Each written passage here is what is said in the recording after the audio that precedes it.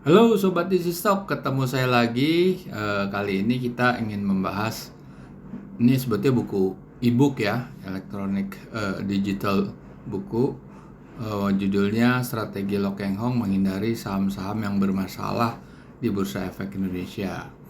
Terus parameter keuangan apa yang jadi perhatiannya, dan dengan menghitung dengan metode atau formulasi apa.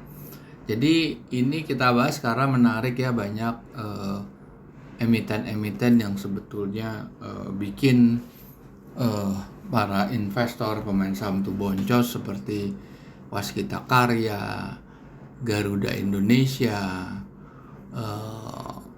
yang berkode TECH, apa saya lupa nama ini ya perusahaannya. Itu banyak lah beberapa perusahaan. Nah ini kita perlu mendalami nih kalau nggak kita mau kecebur. Jadi bisa-bisa sih perusahaan-perusahaan itu kalau kita lihat di sini ya, di grafiknya kayak GIAA meluncur terus ke 50, WSKT ini terlibat ke masalah hukum, terus TEK yang ARB berkali-kali ya kan. Nah, jadi ini kita akan bahas gimana sih awalnya Lo Keng Hong itu mencari atau memulai langkah-langkahnya itu seperti apa. Ya itu dia awalnya itu, nah ini dia nih. Ini langkah-langkah awalnya Lo Keng Hong itu, ini sebagian dari buku yang saya tulis ya. Ini dia masuk ke websitenya IDX. Nah ini akan sampai ke sini nih. Nah ini daftar perusahaan-perusahaan yang di dalam pemantauan khusus. Ini ada tanggal masuknya kapan, ada yang sudah keluar, yang dipantau khusus kan bukan berarti mereka itu perusahaan yang akan bangkrut, belum tentu gitu. Nah ini dari sini tidak cukup, karena dia harus, tidak semua perusahaan yang dalam pantauan khusus itu pasti jelek, pasti hancur, belum tentu. Jadi mereka atau Lo Keng Hong itu sebagai value investor itu melakukan analisa-analisa yang terkait sama apa parameter-parameter yang digunakan. Nah ini di sini dia menggunakan free cash flow, ya kan.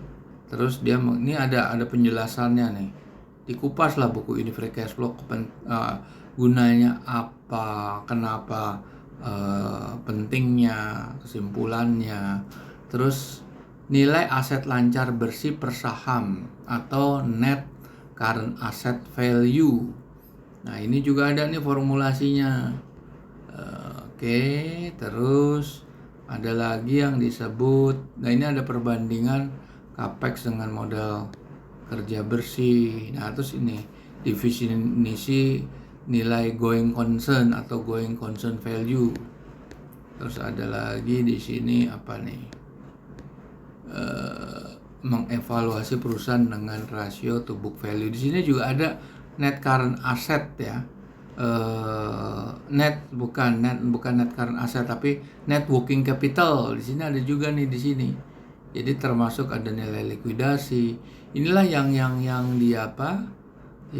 difokuskan oleh Lo Keng Hong ya di sini.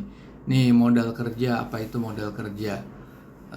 Modal kerja rumusnya apa dan lain sebagainya. Nah ini juga mengevaluasi saham dengan price earning ratio, mengevaluasi saham dengan price to book value.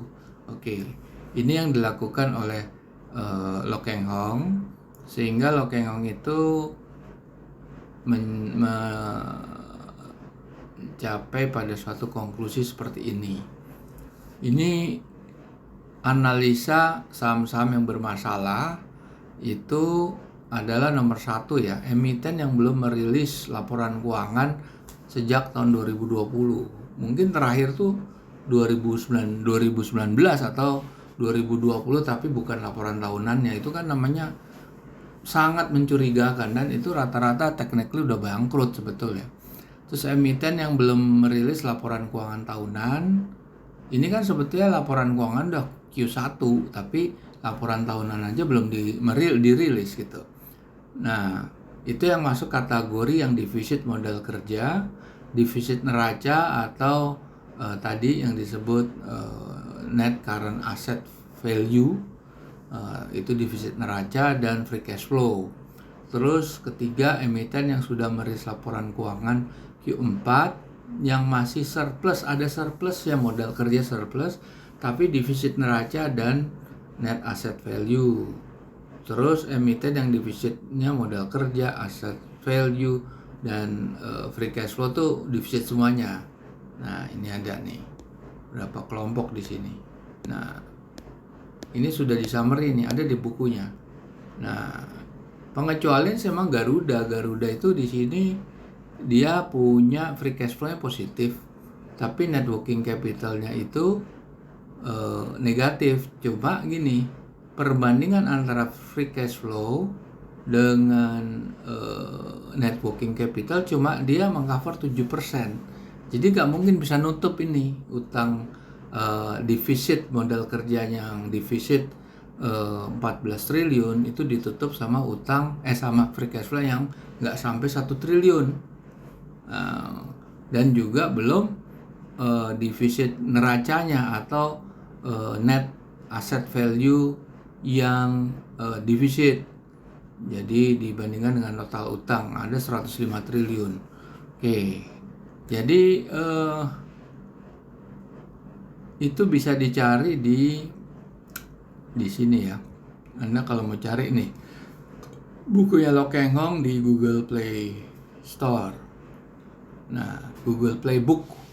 Nah, ini buku yang baru, bukunya Lo Keng Hong. Ada juga sih buku Lo Keng Hong yang lain. Anda bisa lihat ini. Nah, ini ada strategi Lo Keng Hong saat membeli saham Global Mediacom. Nah, ini ada karangan orang lain ini. Ini karangan saya nih, Intisari Pelajaran Benjamin Graham dan Investasi Nilai Wajar Saham. Oke, jadi kalau kita nggak ngerti cara mengidentifikasi saham-saham yang bermasalah, kita akan terjebak kepada pergerakan saham-saham, harga saham-saham yang seolah-olah itu sangat digemari. Ini kayak gini nih kan, ARB-nya berkali-kali sangat digemari oleh pasar, volumenya naik, terus harganya naik melejit, habis itu turun terjun bebas. Nah, itu pentingnya untuk mengetahui resiko yang akan kita hadapi. Jadi sebetulnya di dalam bisnis itu harus mengenal resiko. Nah, sedangkan keuntungan itu akan muncul sendiri, atau cover your risk and the profit will cover itself, or cover your downside and the upside will take care itself gitu ya. Jadi the upside itu kan potential upside-nya, profit will take care itself ya. Itu jadi prinsipnya seperti itu. Oke, jadi silakan Anda bisa mulai lihat dari